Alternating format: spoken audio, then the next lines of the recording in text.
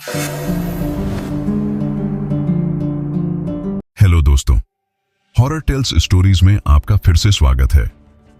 मेरा नाम हनी है और आज मैं फिर से लेकर आ गया हूं आपके लिए सब्सक्राइबर्स द्वारा भेजी सच्ची और नई हॉरर स्टोरीज।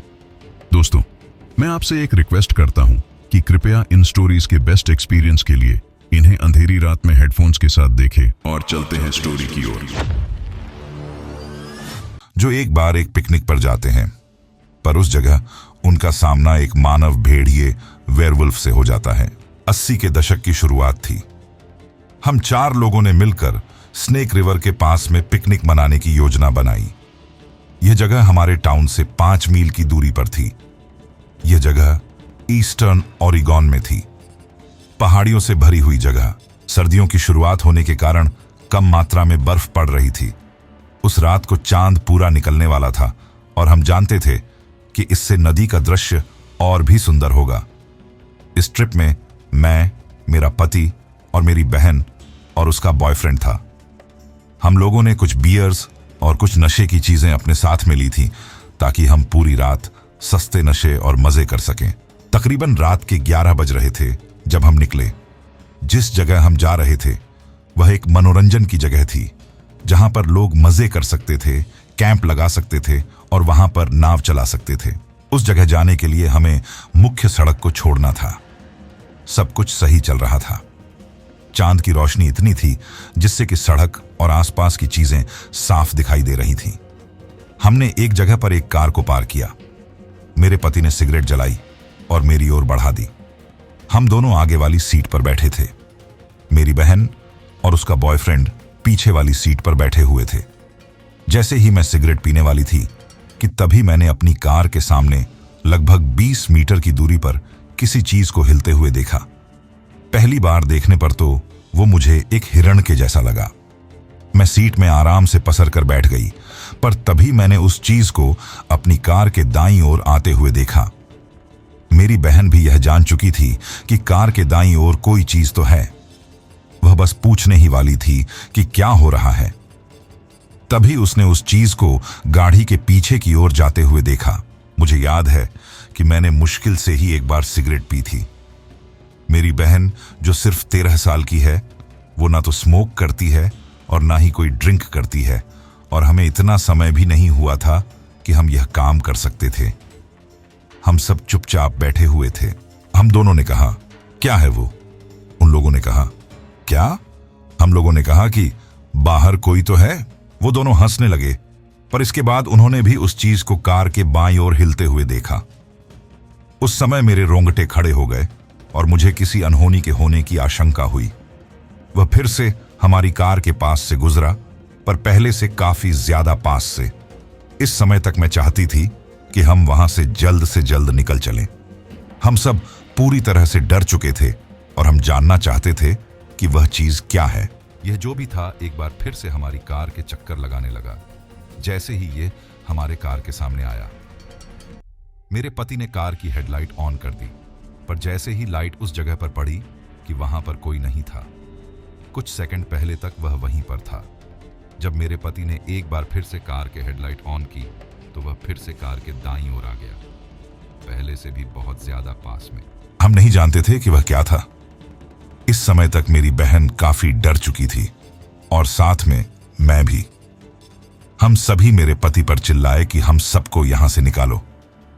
वह भी हमारी ही तरह डरा हुआ था। उसने गाड़ी को स्टार्ट किया और आगे जाने की बजाय वह गाड़ी को रिवर्स में ले गया ताकि हम पीछे होते हुए उस जगह से मेन रोड पर पहुंच सकें।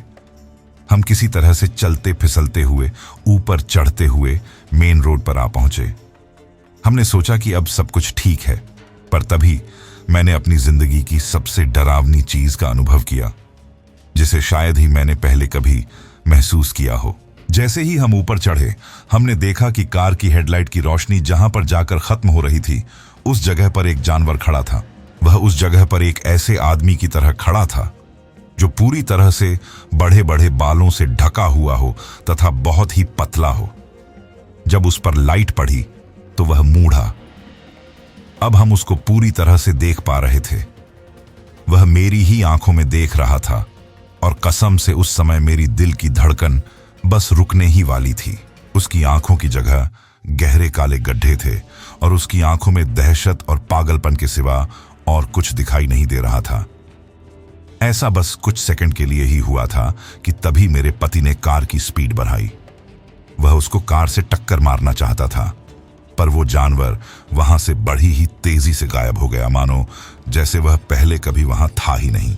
वो हेडलाइट की रोशनी से क्यों डरता था ये तो मैं नहीं जानती, पर जितनी तेजी से हो सके हम उतनी तेजी से उस जगह से निकल गए।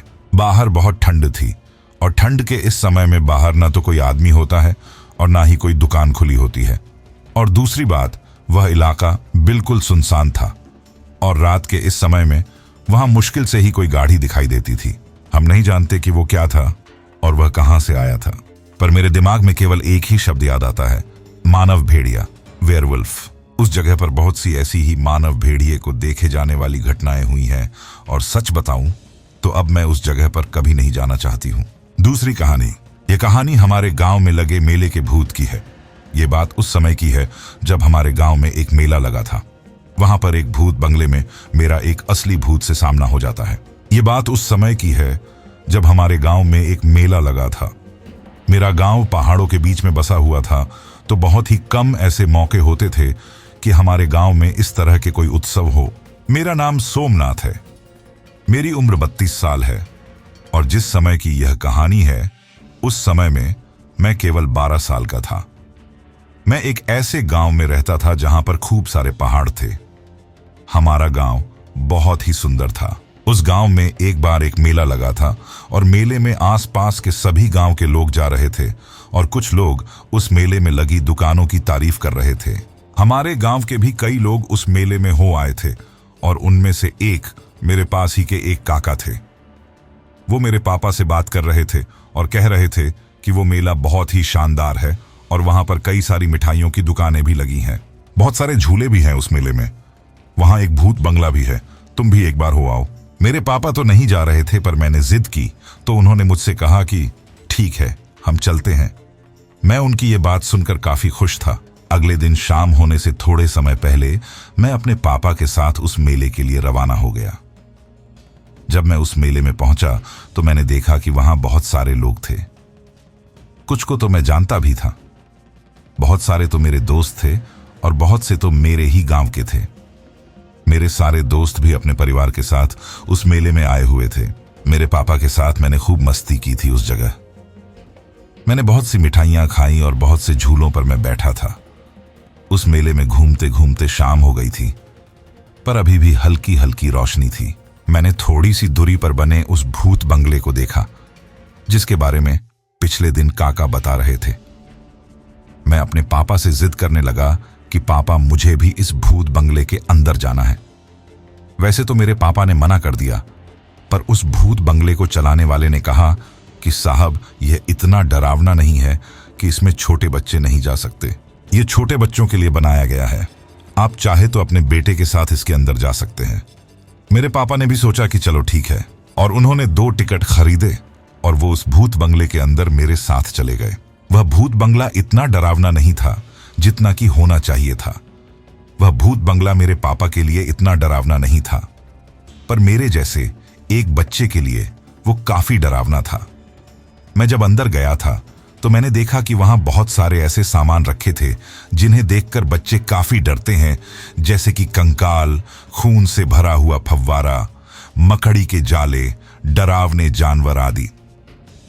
मुझे सबसे ज्यादा डर तो उस भूत बंगले में से जो आवाज आ रही थी उससे लग रहा था। वो आवाज काफी भयानक थी और वो आवाज मुझे आज भी याद है। मैं बस आपको बता नहीं सकता कि वो आवाज कैसी थी। थोड़ी देर बाद हम उस भूत बंगले के आखिरी छोर पर आ चुके थे। तभी मुझे अपने पीछे से एक ऐसी आवाज आई जो तब आती है जब कोई बड़ी सी बॉल जमीन से टकराती हो। मैंने पीछे मुड़कर देखा तो मुझे एक काले कपड़ों में एक आदमी दिखाई दिया, जिसे देखकर मैं काफी डर गया था। वो जो कोई भी था, उसका पूरा शरीर काला और अजीब से कपड़ों से ढका था। उसके कपड़े काले रंग के थे, उसकी आंखें लाल थीं और उसके 2 बड़े दांत थे। वो मुझे देखकर हंस रहा था। उसकी हंसी बड़ी ही भयानक थी और उसके मुंह से उसके भयानक दांत दिखाई दे रहे थे। उसके हाथों में वो बॉल थी और वो उसे अपने दोनों हाथों से पकड़े हुए था। उसके हाथों के नाखून काफी बड़े और नोकीले थे। वो मुझे अपनी ओर बुला रहा था। यह देखकर मैं इतना डर गया कि मैंने अपना हाथ अपने पापा के हाथों में कसकर पकड़ लिया। जब हम बाहर निकले तो मेरे पापा ने कहा कि देखो, डरो मत, यह केवल हमें डराने के लिए बनाया गया है, यह सच नहीं है। मैंने अपने पापा से कहा कि हाँ पापा, पर वो काले कपड़ों वाला तो काफी डरावना था। मेरे पापा ने उस काले कपड़ों वाले भूत को नहीं देखा था, तो उन्होंने चौंक कर कहा कि सच में तुम डर गए थे। उसके बाद जब मेरे पापा उस भूत बंगले वाले मालिक के पास गए तो उन्होंने उससे कहा कि तुम्हारा भूत बंगला तो बच्चों को अच्छा डरा रहा है। फिर उन्होंने उस काले कपड़े वाले भूत के बारे में कहा तो वो भूत बंगले वाला बोला कि अंदर तो सिर्फ नकली सामान रखे हैं और कोई भी आदमी नहीं है जो लोगों को डरा सके। शायद इस बच्चे ने कोई पुतला देखा हो। मेरे पापा भी बोले कि हाँ, हो सकता है। फिर उसके बाद हम घर वापस लौट आए।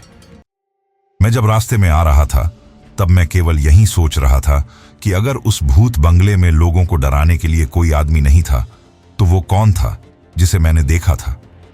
उसको पूरा विश्वास था कि वहां कोई पुतला तो नहीं था। वो मुझे अपनी ओर बुला रहा था। अगर मैं उसके पास चला जाता तो मेरा क्या होता। यह बात आज भी मुझे काफी डराती है। तीसरी कहानी। दोस्तों, आज मैं आपको जिस घटना के बारे में बताने जा रहा हूं वह घटना मेरे मामा के साथ लगभग 40 से 45 साल पहले घट चुकी है। तब उनकी शादी नहीं हुई थी और वे डरावनी बातों में विश्वास नहीं करते थे जब तक कि उनके साथ यह डरावनी घटना घटित नहीं हुई थी। एक बार मेरे मामा ने पुणे, भारत के महाराष्ट्र में एक शहर में अपनी येजिदी बाइक से घूमने का फैसला किया और वे घूम ही रहे थे कि उन्होंने देखा रात होने लगी है और यह वक्त घर जाने का है।